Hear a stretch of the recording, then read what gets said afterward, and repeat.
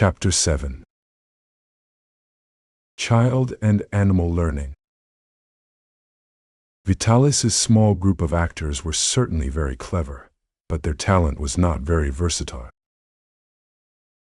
For this reason, we were not able to remain long in the same town. 3 days after our arrival in Ussel, we were on our way again. Where were we going? I had grown bold enough to put this question to my master. "Do you know this part of the country?" he asked, looking at me. "Then why do you ask where we are going?" "So as to know." "To know what?" I was silent. "Do you know how to read?" he asked, after looking thoughtfully at me for a moment. "Then I'll teach you from a book the names and all about the towns through which we travel. It would be like having a story told to you." I had been brought up in utter ignorance. True, I had been sent to the village school for 1 month, but during this month I had never once had a book in my hand.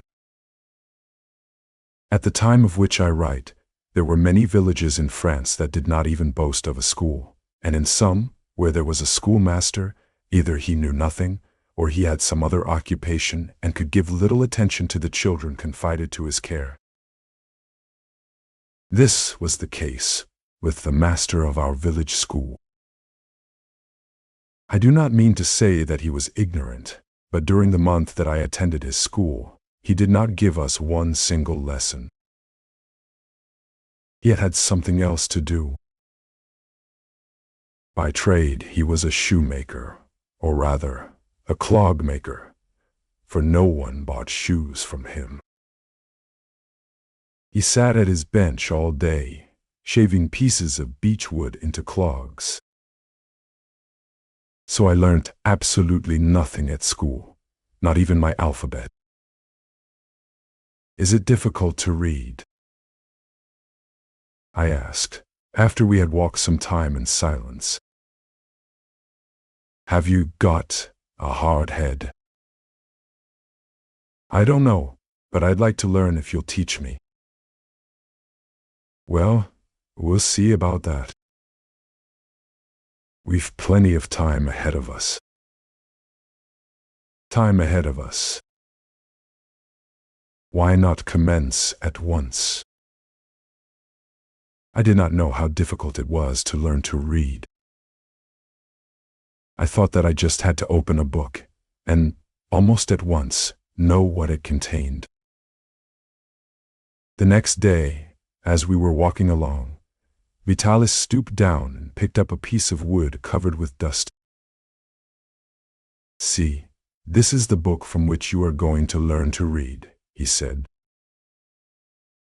A book. A piece of wood. I looked at him to see if he were joking. But he looked quite serious. I stared at the bit of wood. It was as long as my arm and as wide as my 2 hands. There was no inscription or drawing on it. "Wait until we get to those trees down there, where we'll rest," said Vitalis, smiling at my astonishment. "I'll show you how I'm going to teach you to read from this." When we got to the trees, we threw our bags on the ground and sat down on the green grass, with the daisies growing here and there.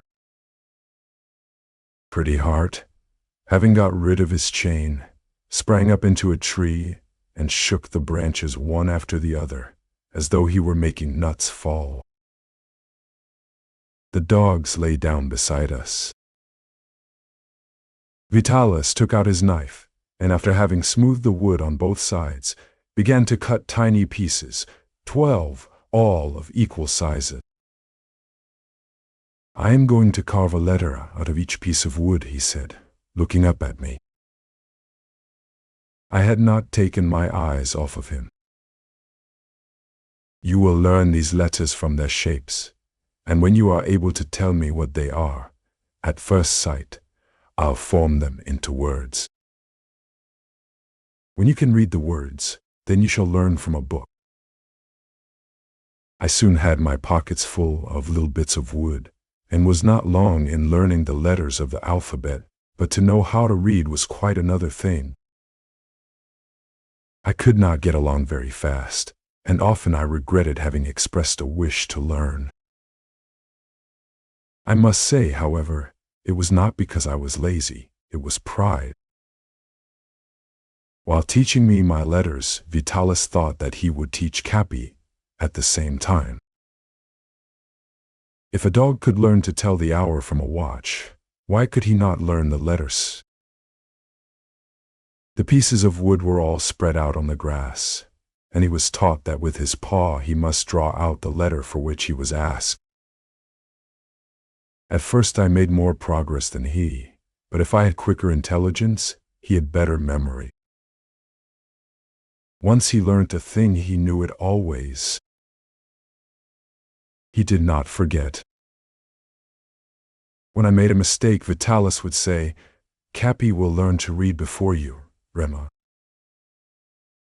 And Cappy, evidently understanding, proudly shook his tail. I was so hurt that I applied myself to the task with all my heart, and while the poor dog could get no farther than pulling out the 4 letters which spelled his name, I finally learned to read from a book. Now that you know how to read words, how would you like to read music? Asked Vitalis. If I knew how to read music, could I sing like you? I asked. Ah, so you would like to sing like me, he answered. I know that would be impossible, but I'd like to sing a little when. Do you like to hear me sing, then? I like it more than anything. It is better than the nightingales, but it's not like their song at all. When you sing, sometimes I want to cry, and sometimes I want to laugh. Don't think me silly, master, but when you sing those songs, I think that I am back with dear Mother Barberin. If I shut my eyes, I can see her again in our little house, and yet I don't know the words you sing, because they are Italian. I looked up at him and saw the tears standing in his eyes. Then I stopped and asked him if what I had said hurt him. No, my child, he said, his voice shaking, you do not pain me. On the contrary, you take me back to my younger days. Yes, I will teach you to sing, little Rémi, and as you have a heart, you also will make people weep with your songs. He stopped suddenly, and I felt that he did not wish to say more at that moment. I did not know the reason why he should feel sad. The next day he cut out little pieces of wood for the music notes, the same as he had for the letters. The notes were more complicated than the alphabet, and this time I found it much harder and more tedious to learn. Vitalis, so patient with the dogs, more than once lost patience with me. With an animal, he cried, one controls oneself, because one is dealing with a poor dumb creature, but you are enough to drive me mad. He threw up his hands dramatically. Pretty Heart, who took special delight in imitating gestures he thought funny, mimicked my master, and as the monkey was present at my lessons every day, I had the humiliation to see him lift his arms in despair every time I hesitated. See, Pretty Heart is even mocking you, cried Vitalis.